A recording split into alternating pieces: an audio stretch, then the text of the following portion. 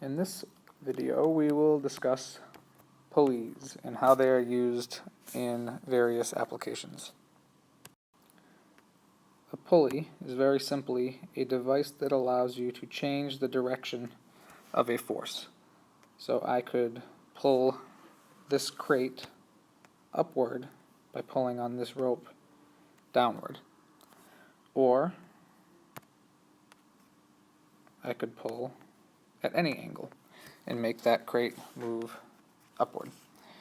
Now, one of the things you'll notice very often about pulleys and pulley problems is they will tell you that the pulleys are massless or of negligible mass and frictionless.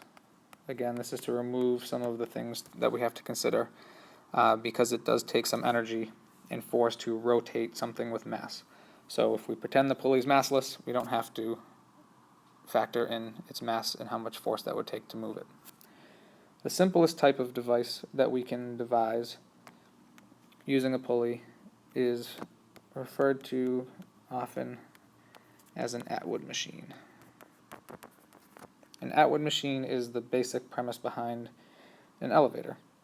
An elevator generally consists of a pulley over which is hung the elevator with a person in it, and on the opposite side is some mass. If the elevator had to lift the person on its own, it would take a great amount of force, but by putting the mass on the opposite side, some of the mass's weight exerts a force, which creates a tension in the cord, which is the same throughout the cord, transferring that force over to the person being lifted. Now, the most common misconception is that this force of gravity on M, which is mg, is the same as the lifting force over here. However, we'll see in just a minute that that lifting force has a pair in the tension over here. So it's the tension in the cord that actually lifts the person in the elevator up. And that tension has to be enough to overcome the weight of the person over here. Now, if I were to draw this to scale, I would need to extend this arrow so that this situation now, if we look on one side, we can see that the net force is downward, and if we look on the other, we see that the net force is upward. So as one side moves down, the other moves up. What is important here is, just like with tension problems in any interacting system, the acceleration on both sides is the same.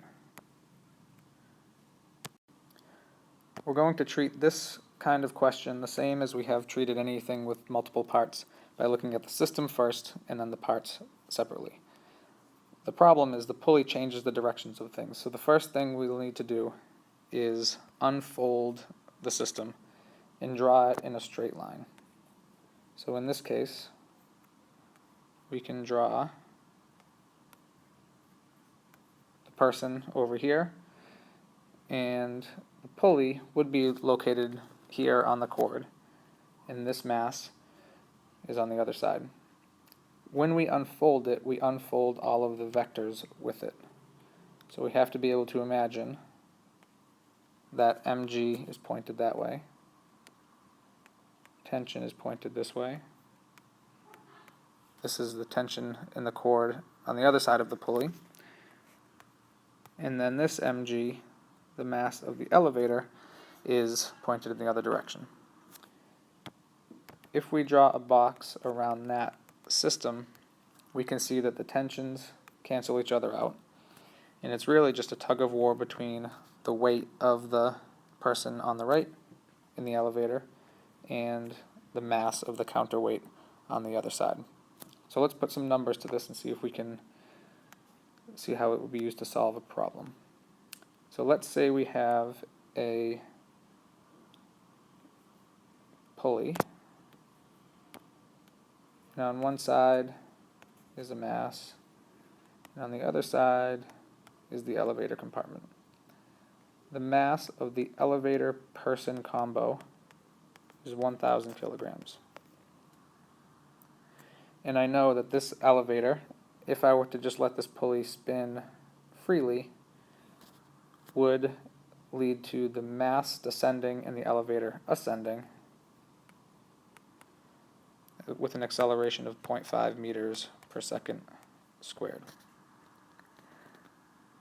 Now I could ask two questions in this scenario. Question number one, what mass is needed to make this happen? And question number two, what is the tension in the cable? So let's look at question number one first. As always, we will discuss the system first. So what do we know about the system?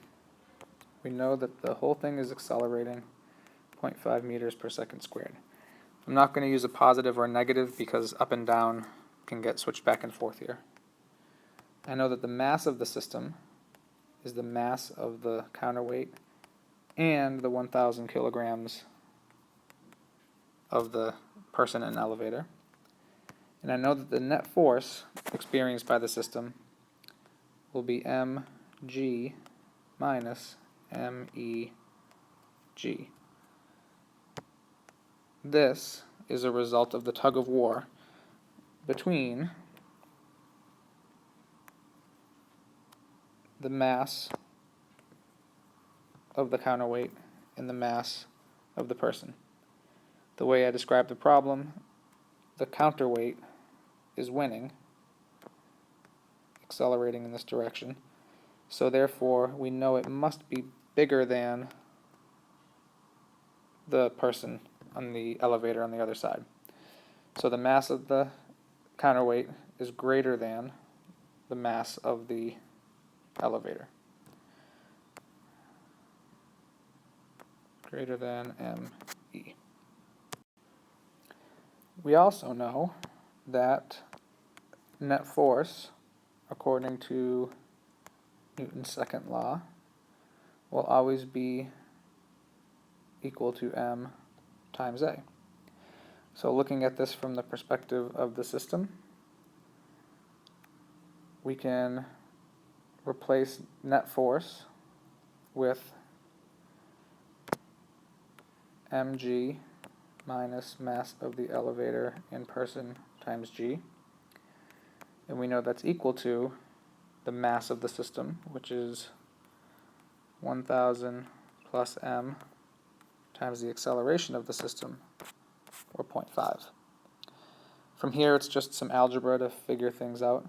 We have 9.8 m minus mass of the elevator in person, 1,000 times 9.8 equals 500 plus 0.5 m. Bringing the m's to the same side and the numbers to the other, we end up with 9.3 m being equal to 10,300. Solving for m, we get a mass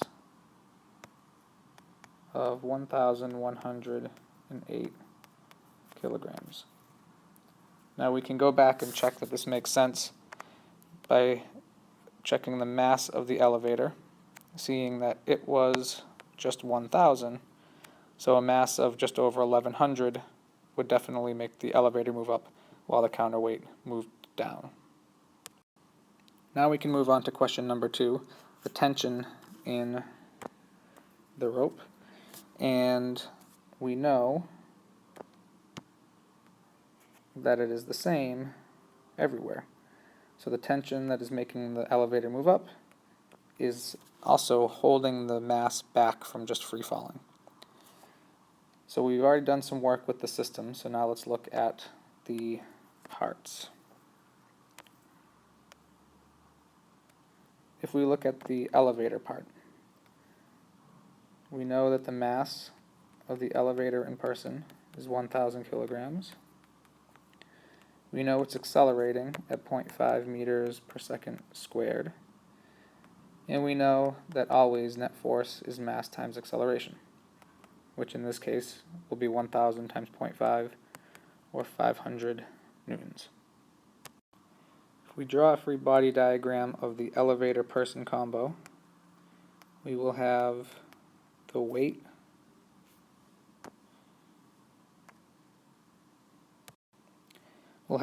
pulling down and tension pulling up. And we know that the tension must be greater than the weight in order for the elevator to move up. So we can look at the balance between these two things. And we know that the net force must be equal to the tension minus the weight of the elevator-person combo. So now we just go back and plug in numbers that we know. We know that the net force is 500. Don't know the tension, but we do know the mass of the elevator and the acceleration due to gravity. Solving algebraically, we end up with a tension of 10,300 newtons. We can check this answer in a couple of ways. First of all, would 10,300 newtons cause a 9,800 newton mass to move upward? And it in fact would. We can also look at the other piece of the puzzle, the other part. And if we look at the mass and drew a free body diagram, its weight, mg, being held back by tension, should cause an acceleration downward of 0.5 meters per second squared. Well, we figured out earlier that the mass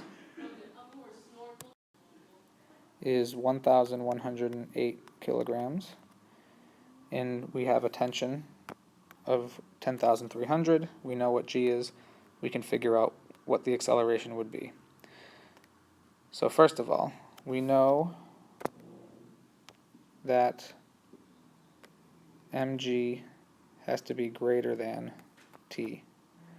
So the net force must be mg minus t. We also know that the net force is mass times acceleration.